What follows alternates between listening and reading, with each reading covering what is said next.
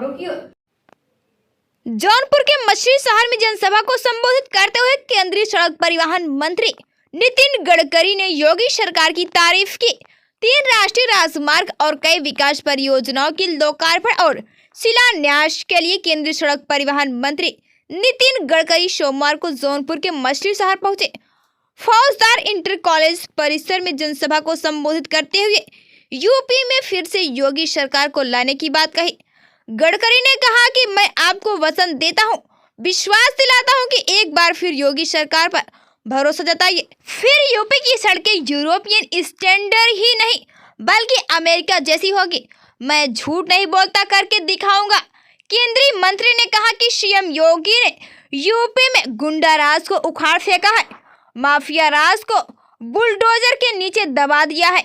आज पूरा देश योगी आदित्यनाथ जी को इस बात के लिए याद करता है कि उन्होंने यूपी को माफियाओं से मुक्ति दिलाकर यूपी को विकास की राह पर लाकर खड़ा कर दिया है। भारतीय सहारा के लिए अजीत सेठ की खास रिपोर्ट। लगा दे, मैं 5 लाख करोड़ के काम आने वाले 5 साल में 5 लाख करोड़ के काम उत्तर प्रदेश में हमारी सरकार करके दिखाएगी। यही वचन देने का आपको रेलवे ओवरब्रिज का निर्माण हो जाएगा। ये भी लोग ये दोनों आरोपी बनने से शहर में ट्रैफिक जाम समाप्त हो जाता है। मछली शहर से मड़ियाऊ होकर मुढ़ेला तक मार्ग को मैंने भारतमाला परियोजना में शामिल कर दिया है और उसको विकसित करने के अधिकारियों को निर्देश भी दिए हैं। ये बहुत महत्वपूर्ण महामार्ग है।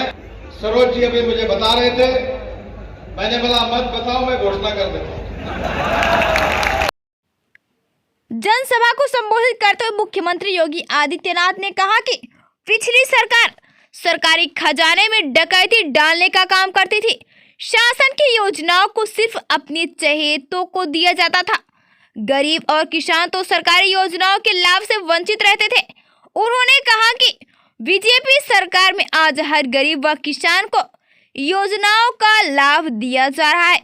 मुख्यमंत्री योगी आदित्यनाथ ने कहा कि पिछली सरकार श्रमिकों का सम्मान नहीं करती थी क्योंकि उन्होंने गरीबों की चिंता नहीं थी। इस समय श्रमिक, किसान, युवा और हर एक तबके के लोगों को सम्मान देते हुए एक भारत श्रेष्ठ भारत की परिकल्पना को साकार किया जा रहा है। गरीबों के रोजी रोटी पर डकैती डालने का कार्य किया, जाति के नाम पर आपस में लड़ाने का कार्य किया, पेशेवर माफिया और अपराधियों को सत्ता का सरपरस्त बना करके व्यापारियों की संपत्ति पर कब्जा करने और उद्यमियों को उजाड़ने का कार्य किया। वे लोग विकास नहीं करा सकते थे, नहीं करा सकते थे। भाइयों बहनों, विकास की उनकी सोच ही नहीं थी, वो कैसे कराते? जब भी कोई नौकरी निकलती थी तो खानदान निकल पड़ता था वसूली में, पूरा खानदान निकल पड़ता था वसूली में।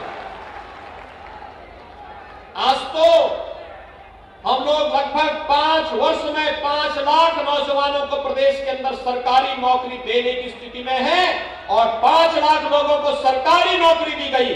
कोई नहीं कह सकता किसी नौकरी पे किसी ने पैसा मांगा हो, कोई सिफारिश भी नहीं कोई कर सकता। ईमानदारी के साथ प्रदेश के नौजवानों को उनका हक देने का कार्य जो संकल्प था, उस संकल्प को आगे बढ़ाने का कार्य किया गया। भाइयों बहनों, कोरोना के दौरान आप सबने देखा होगा, आप सबने देखा होगा, ये कोरोना महामारी पिछले 20-22 महीनों से पूरी दुनिया को पस्त की हुई है। लेकिन भारत के अंदर प्रधानमंत्री मोदी जी के नेतृत्व में कोरोना प्रबंधन का जो अभूतपूर्व कार्य हुआ और दुनिया के सामने एक नजीर है।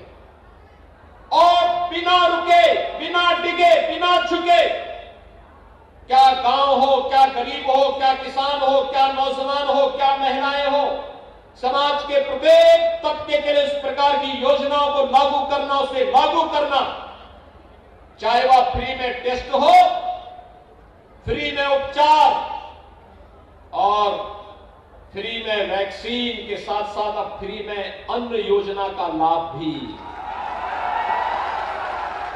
डबल डोज की सरकार है तो अन्न का डबल डोज भी मिलेगा।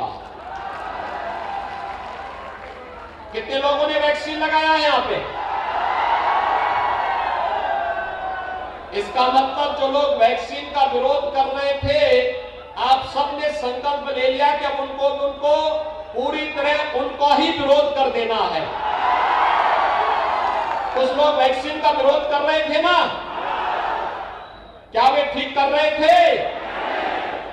वे जीवन के साथ खिलवाड़ कर रहे थे। देश की लड़ाई को कमजोर